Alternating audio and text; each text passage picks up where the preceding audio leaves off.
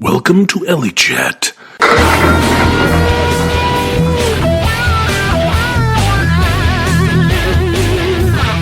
Your home for exclusive news and commentary on the internet's only podcast about Candlebin bowling.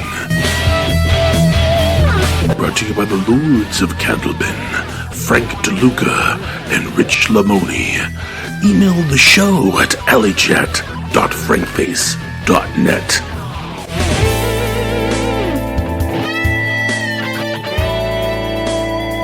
Now broadcasting from the heart of the Bay State, the host of Alley Chat, FrankFace.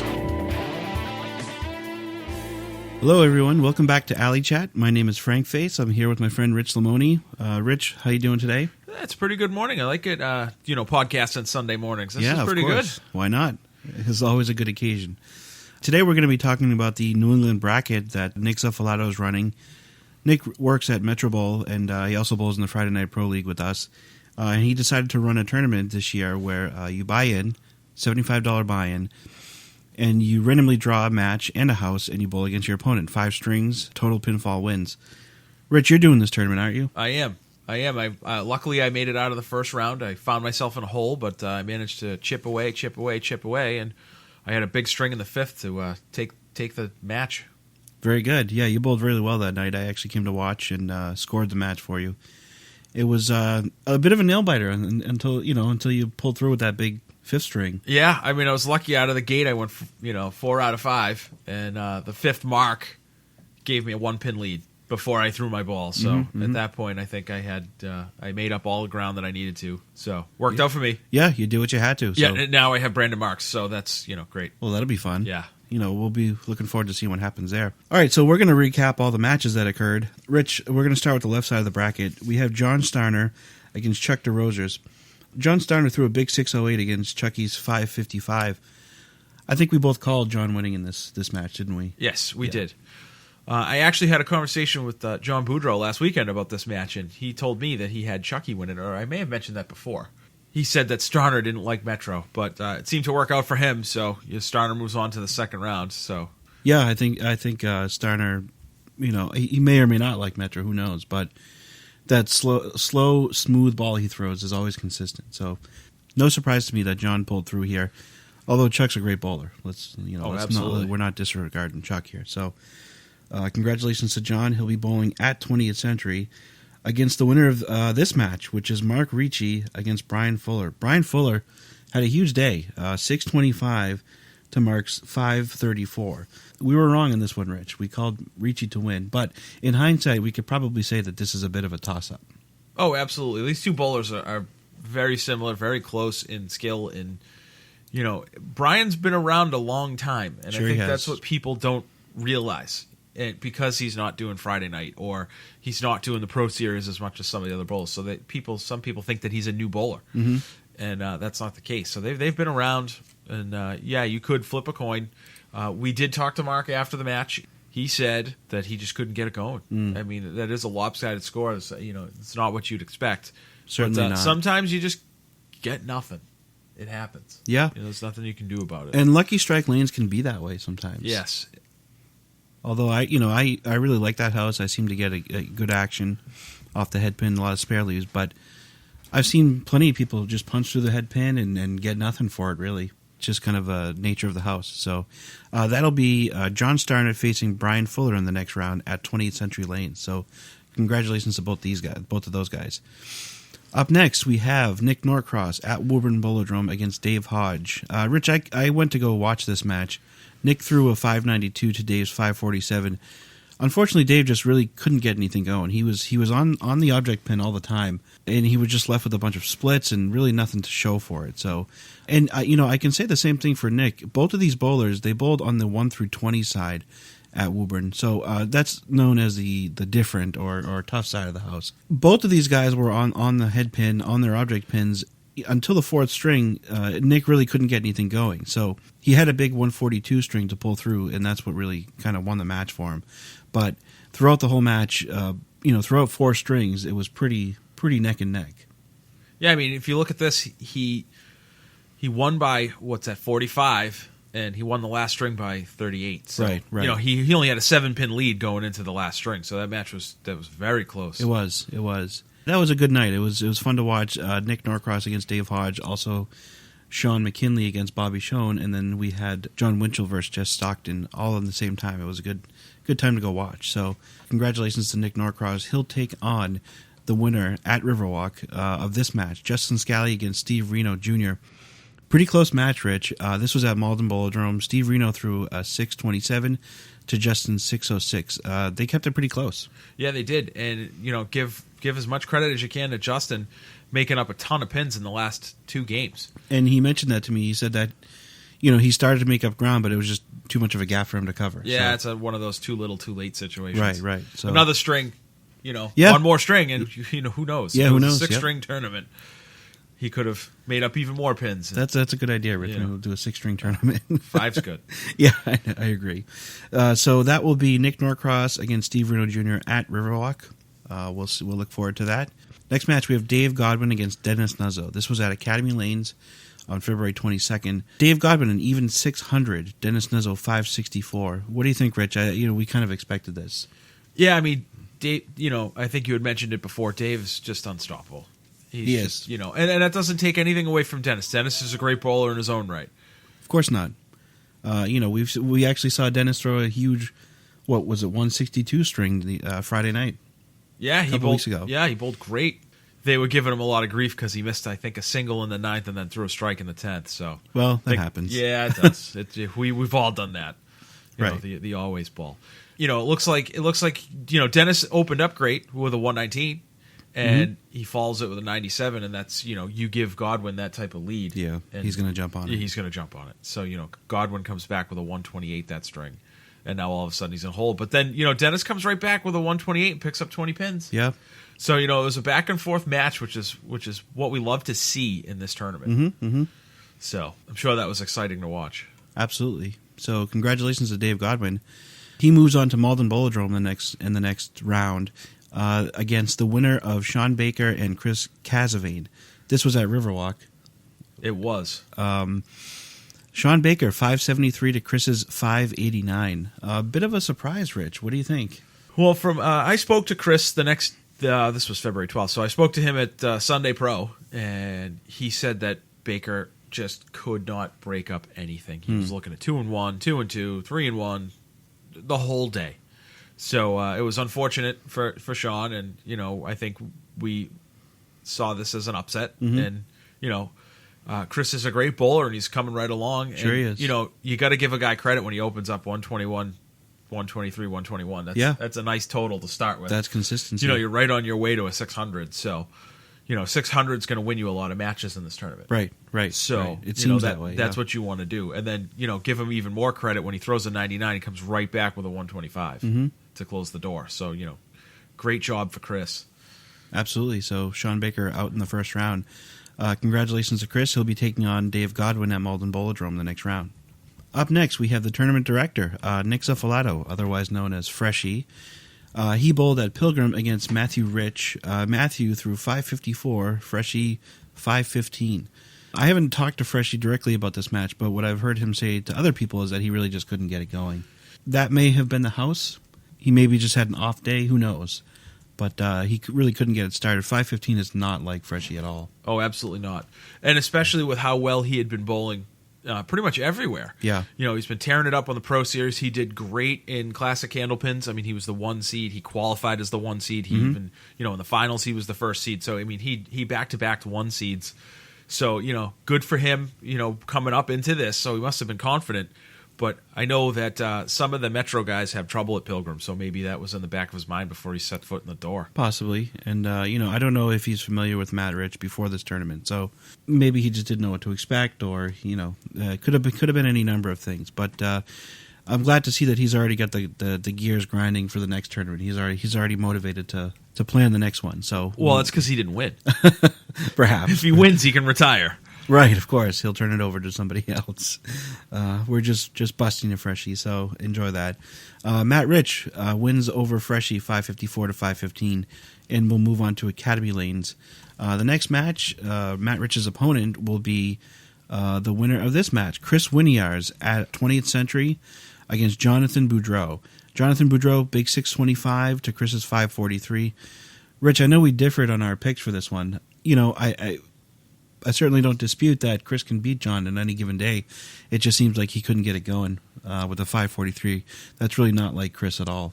Oh, no, definitely not. I've seen him bowl at 20th Century. He was part of a big 700 that Academy 2 threw last year.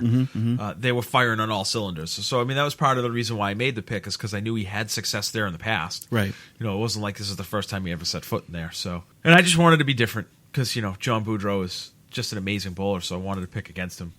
All right, so Jonathan Boudreau moves on with his 625 against Matthew Rich at Academy Lanes. Rich, our next match, I mentioned I was at this, is John Wintle against Jessica Stockton at Woburn Bowl-O-Drome.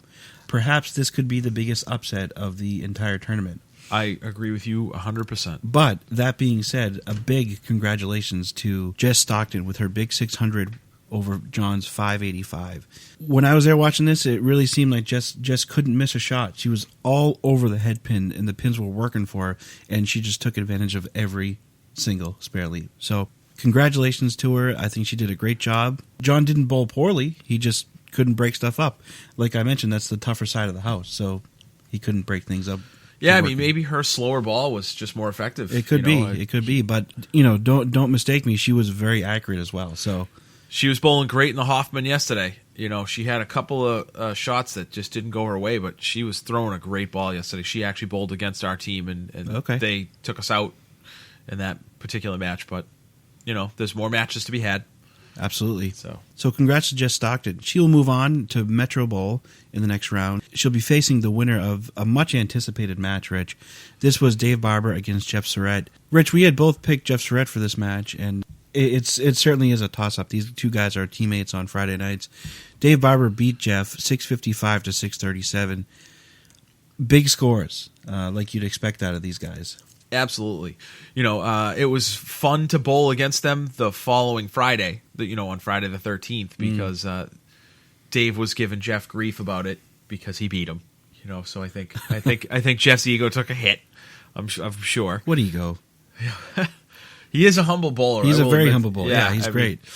But Jeff made a single for a spare, and Barber says to him, "Where was that last night?" And then he said, "Oh, too soon." You know, so you got to give those guys credit for being friends and trying to compete against each other, and that's not easy to do. I'm going to be in that same boat with Brandon Marks. Like, it's one of my better friends on the bowling tour, and right. I got to bowl against him. So I'm sure that was not easy for either of them. Yeah. Especially with the scores that they threw. I'm sure that makes it more difficult. At Riverwalk, too. Yes, of course. A lot of people say that's kind of a tough house, but as shown by these guys, you can certainly score there. So congratulations to Dave. He'll take on Jess Stockton in the next round at Metro Bowl. Up next, we have Chris Sacchetti against Rob Siciliano. I've heard Chris affectionately call Rob the Pizza Man. I think that's because of a square-shaped pizza in his last name, Sicilian pizza. I saw Sacchetti come down. He came down to watch the Woburn match after his match at Metro. And if you look at these scores, Rich, 609 to 524, Sacchetti was totally convinced, that he was going to lose this match throughout the first three strings because Rob was right up there with him. What he told me is that Rob, his back kind of gave out on him and started giving him some pain. That could be the case, or it could be the case that he's just Sacchetti. 609 to 524, so a big deficit there. But Chris is right. Rob did stick with him for quite a bit of the way, and it seemed like he kind of lost steam. So maybe his back was hurting him or whatever. But congratulations to Rob for taking on such a tough competitor. But Chris Sacchetti will be moving on to Lucky Strike Lanes.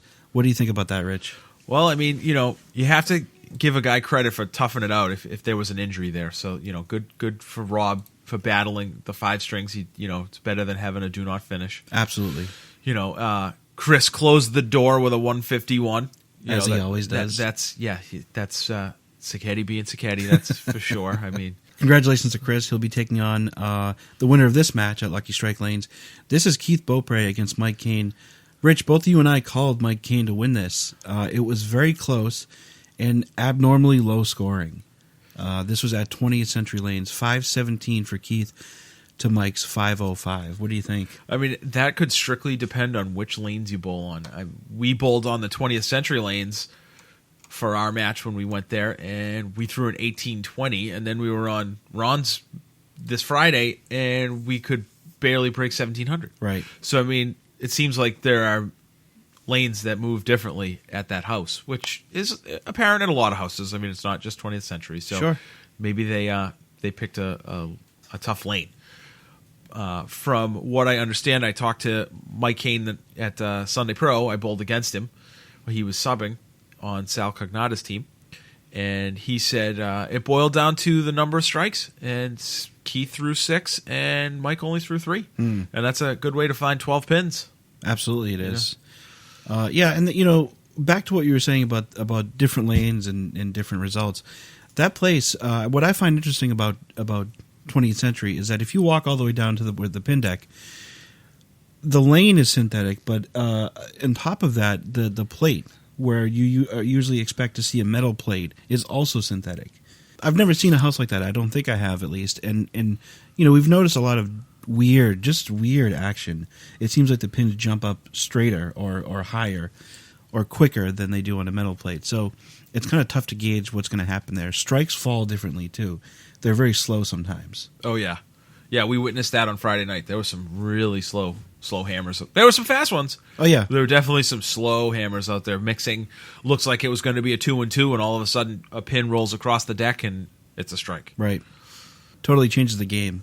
Congratulations to Keith. He'll be taking on Chris Sacchetti at Lucky Strike. All right, so we're going to move over to the top right of the bracket in the first round. We have Will Haskell against Bobby Whitcomb at Academy. I think this might have been the last match to be finished.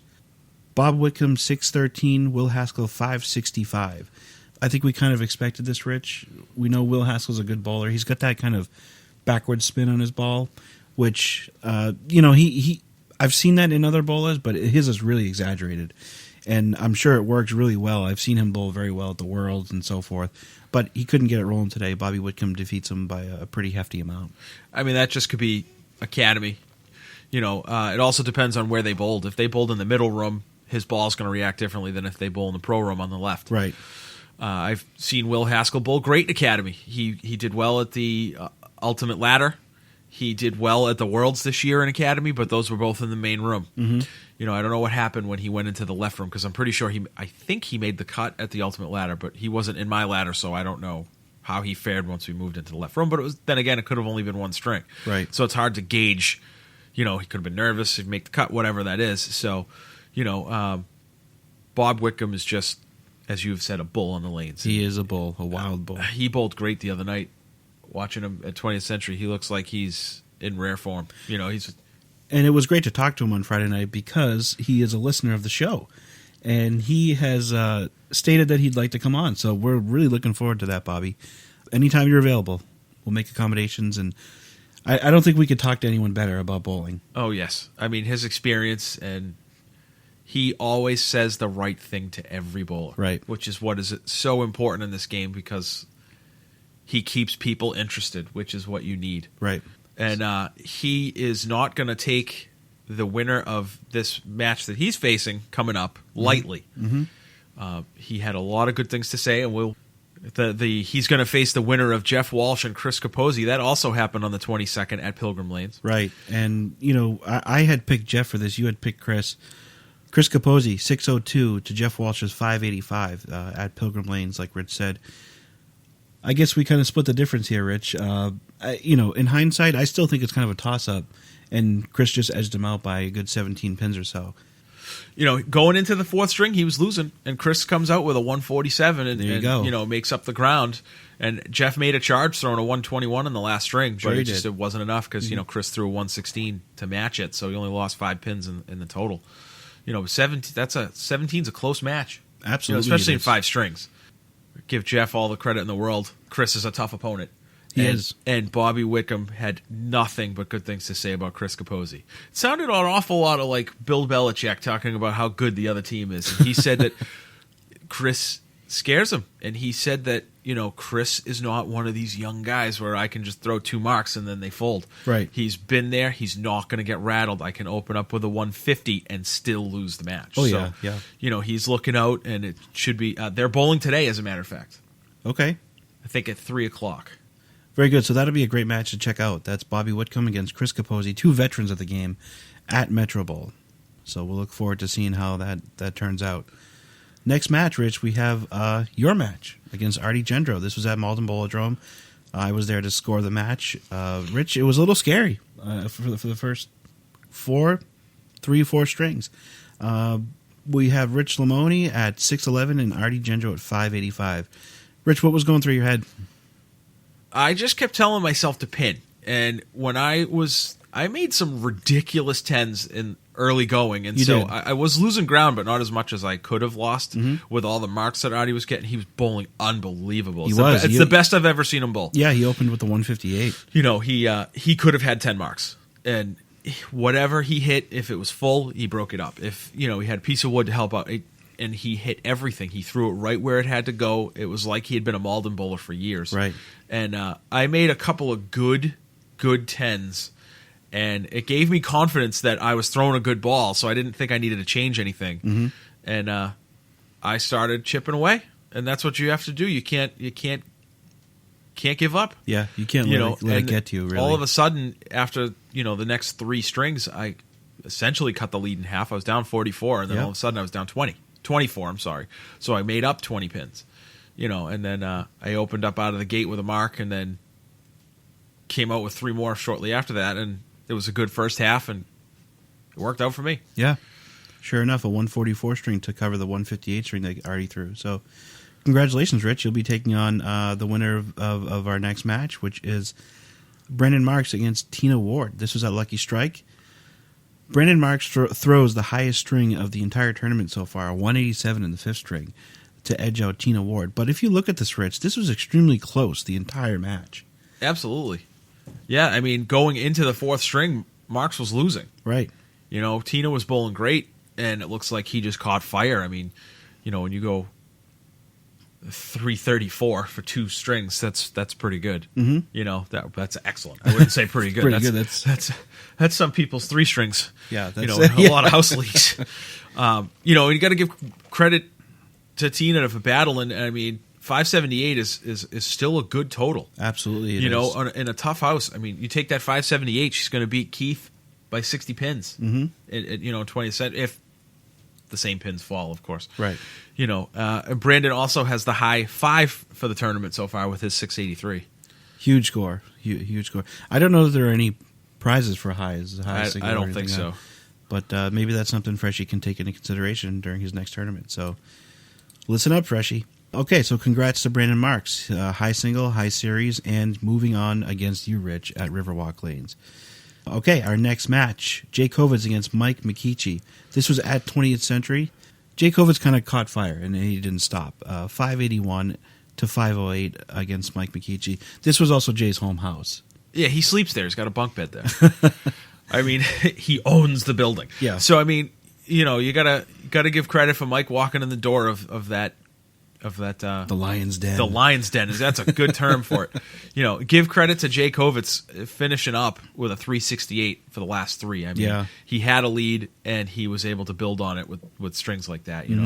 While you were recording another session, Mikey sent us a text message and said, "Well, you guys were right. It was whoever threw the most strikes, and he threw 2, and I threw 0." So. Expert analysis. Yes, expert analysis, and give credit for Mikey being a good sport. Absolutely. So Jay Kovitz will move on. I at least hope that he gave Mike some free ice cream. But we won't put Jay on the spot. But Jay this weekend has gotten married, so congratulations to Jay. So we move on to our next match, Sammy Dagostino against Larry Doucette. I had picked Sam to win this, and I think you had too. This was at Pilgrim Lanes, 603 for Sam Dagostino, 544 for Larry Doucette. Kind of a big deficit. You wouldn't, I would have expected to see Larry bowl a little bit better because we know what he's capable of. I remember seeing him at Cape Ann Lanes last year. He threw a high single of, in the 180s at the 10 stringer. So I just think it's a case of him not being able to get things moving for him, and Sammy always gets things moving for himself. So when you're up against Sammy, it's going to be a tough match. Oh, absolutely. I mean, he didn't throw his 150 like we said he was, but 138's nothing to be ashamed of. Right, of course. Added to that, what people just look at the score and say, "Wow, he got croaked." But Larry also subbed at Sunday Pro for Sal Cognata, so he had thrown 6 strings Sunday morning, and then had to drive to Pilgrim. That's and a then lot throw 5 more. So I mean, he threw 11 strings in one day. So I'm sure, you look at the last 2 strings, he must have been exhausted. That's a lot of bowling. And so I mean, and Sam walks in fresh, and so I mean, I'm sure that was an advantage for Sammy. Is there ever a time that Sammy doesn't walk in fresh? He's always fresh. So congratulations to Sammy Dagostino, who move on to take on Jay Kovitz. They have actually been doubles partners in the Pro Series, so that'll be interesting to see them bowl head to head. That takes place at Academy Lane, so good luck to them. Okay, we have our next match, Mike Legender against Irby Kefalis at Academy Lanes. Rich, we just talked about Brandon's big 187 string, but here we have the second highest single. Mike Legender in the 5th string threw a 184 for a total of 642 against Irby's 624. So what do you think that feels like, Rich, when you get hit by a steamroller like that? I mean, that's exactly what I think you said, that Irby posted that on Facebook, that it felt like he was hit by a steamroller. I mean, there's just nothing you can do. And I mean, look at that though. Irby throws a 133. I mean, one thing if it was 184 to 102. Right. But like Irby must have been bowling great that straight. 133 is... Well, he bowled great the whole day. So 624. I mean, that's a good score. I mean, 22, 39, 25, 33. Mark of consistency. Right. And he had the lead going into the string. Mm-hmm. And, you don't expect ever to lose by 51. No. But it just happened, and so it worked out in Mike's favor. Congrats to Mike. That's a really big string. So he'll move on. He'll take on the winner of our friendly match, or friends to us, I should say, Peter Pereira against Brian Fortier. Rich, I went to watch this match to support Brian and to support Peter, but of course to support Brian. I had picked Brian to win this, and I was pretty damn close. I mean, this match was back and forth the entire time. 640 for Peter Pereira, 639 for Brian Fournier. The closest match I've ever seen. And Peter kept this tight, not by making easy shots, but very difficult shots. I've never seen some of the shots go that he made. He had the 4-pin diamond on the left, plus the 10-pin. He makes it clean. Stuff that was just out of this world. Yeah, he told me he made the 6, 7, 10 clean. So, I mean, when you're making shots like that, you're going to be a tough opponent. Yeah. And Peter knows how to dig in. I mean, Peter faced Tommy Ulster on TV. Sure. So, and Brian Fournier has nothing to be ashamed of. 639 is a great score. Of course. With a big, middle string, 163. That's huge. At that point, you could really see Peter kind of turn the heat on because he knew he was down and it just wasn't working for him. He responds with a 149.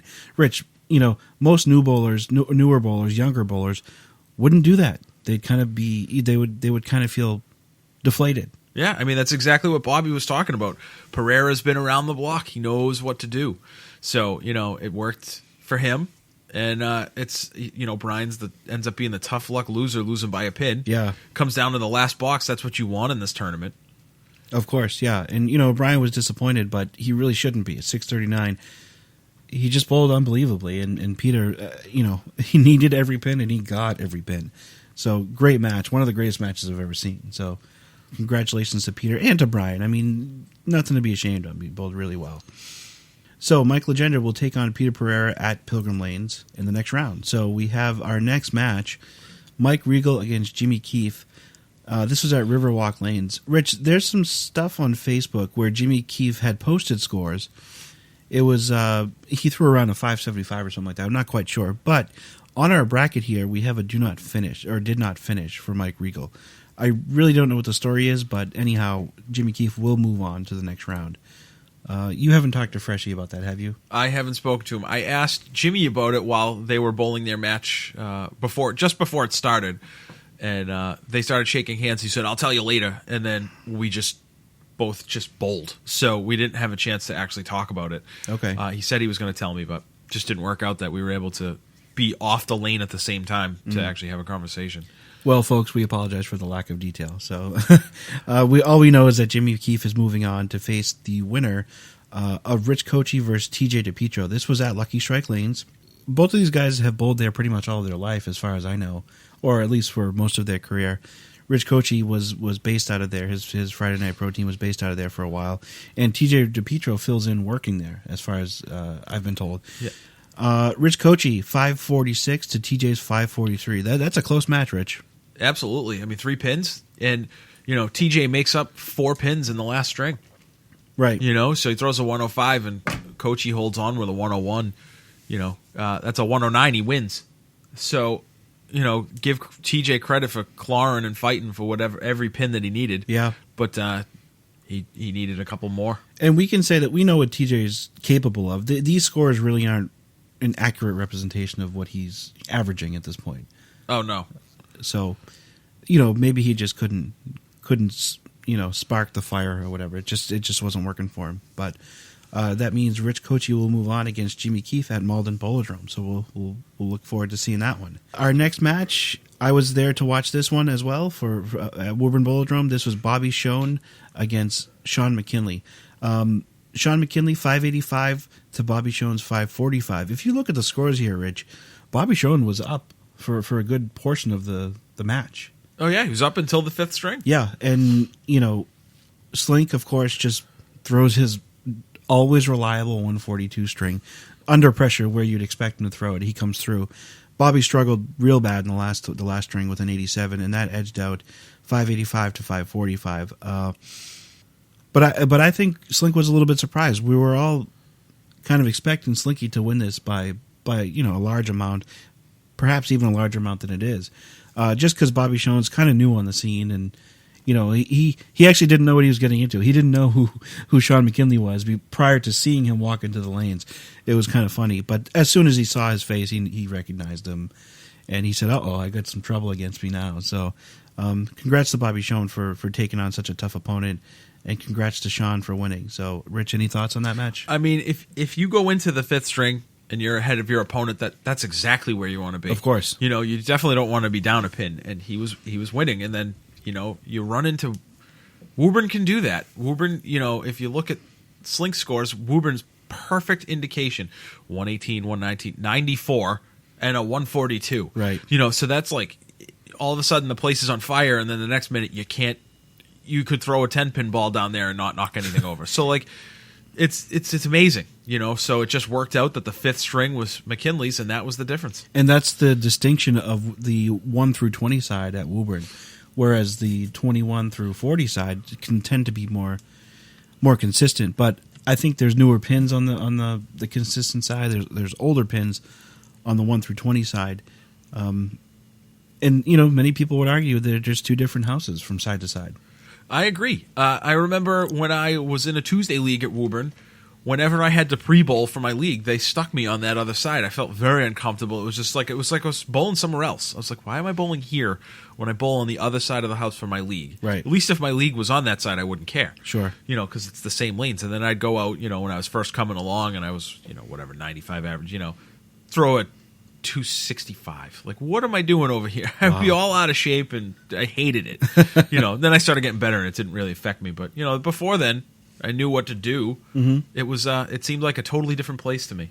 Well, that's why I love Woburn Bowl-O-Drome. Great folks down there, and that's where I threw my high single. So, our next match we have Dan Gothier against Jesse Jakes. Rich, does it get any closer than this? I mean, this is just like the Brian Fournier and Peter Pereira match. 576 for Dan Gothier, 575 for Jesse Jakes. Well, I mean, the big thing to look at is the last string, 134 to 132. So that means that Gothier was down by a pin going into the string. Right. And he wins it by 2. And what people don't realize, you look at the score and say, oh, he won by a pin. He had to get 4 marks in a row to finish, and then in the 10th box, he needed an 8 fill. So, I mean, that's a tall order in itself to get 4 in a row. Absolutely. And then close it out with an 8 drop. So, good for him. That's great. Maybe he can use that momentum against McKinley at Lucky. Mm-hmm. It's going to be a tall order because that is Sean's home house. Yes, it is. Yes, it is. But that's the type of thing you'd expect out of Shu, because I remember watching him on the Comcast show one time against Zappy, and Zappy threw like a 172 or something, and Shu matched him right on the dot, same string. Shu's a tough competitor, so, and he's been around a long time. So he is well traveled. He's very well traveled. So congrats to Dan Gothier, otherwise known as Shu. He will be taking on Sean McKinley at Lucky Strike Lanes. So, Rich, I'm going to challenge you to something here. I think that without explanation, we should do quick picks and predict who's going to be moving on in the next round. You up to the challenge? Sure. Okay. I don't see why not. Yeah, we can do that right now. All right, so we're going to do this without explaining anything. Just kind of, give me your choice. John Starner at 20th Century against Brian Fuller Jr. Fuller. I go with Fuller as well. So next up, Nick Norcross at Riverwalk against Reno. Nick as well for me. At Malden Bowl-O-Drome, Dave Godwin against Chris Kazanave. Gotta go Godwin. Yeah, I'm going to go with Godwin as well. Okay, we have Matt Rich against John Boudreau at Academy Lanes. Still going with Winiars. Boudreau. Okay, I'm going with Boudreau as well. At Metro Bowl, Jessica Stockton against Dave Barber. I gotta go Dave. Yeah, I'm going Dave as well. I know this is Jess's home house, but Dave Barber. Next up, Chris Sacchetti at Lucky Strike Lanes against Keith Beaupre. If I didn't say he's just Sacchetti, he would probably be screaming for me to shut down the show. So, Sacchetti. I'm going with Sacchetti as well, because he's just Sacchetti. On the right side of the bracket, we have Bobby Whitcomb against Chris Capozzi at Metro Bowl. I think I gotta go Bobby Witt. That's a tough one. Yeah, I'm also going Bobby Witt. At Riverwalk Lanes, on the next match, we have you, Rich Lamoni, against Brandon Marks. I'm picking me. I'm going to pick you as well. Next match, we have at Academy Lanes, Jake Kovitz against Sammy Dagostino. Sammy. I'm going with Sammy as well. Pilgrim Lanes, we have Mike Legender against Peter Pereira. Pereira. I'm going Pereira as well. At Malden Bowl-O-Drome, Jimmy Keefe against Rich Kochi. Toss-up. Keefe. I think I'm going to go Kochi. So we differ. Last match of the round, we have Sean Slink McKinley against Dan Shu Gothier at Lucky Strike. Slinky. I'm going to go Slinky. It's his home house. So there we go. We have our picks. You said no explanation. Now Sorry. people know that there's an explanation of why you picked Slinky. I'm the host. Come on. I can do whatever I want to. Okay, folks, before we let you go, we're going to plug a tournament that's coming up, run by our friend Kevin Burns. This is his annual tournament to benefit the Jimmy Fund. It takes place Sunday, April 12th at 1 o'clock. It's at Leda Lanes in Nashua, New Hampshire. You can contact Kevin Burns on Facebook to find out more information about it. Be sure to check us out. Our website is alleychat.frankface.net. Send us a voicemail or a text message at 617-863-CHAT. We'll likely talk about it on the show. That's 617-863-2428. Follow us on Twitter at alleychat with 2 T's. And search for Alley Chat on iTunes to listen to the official podcast. Thanks again for listening to Alley Chat, the web's only Candlepin Bowling podcast. For my co-host Rich Lamoni, this is FrankFace.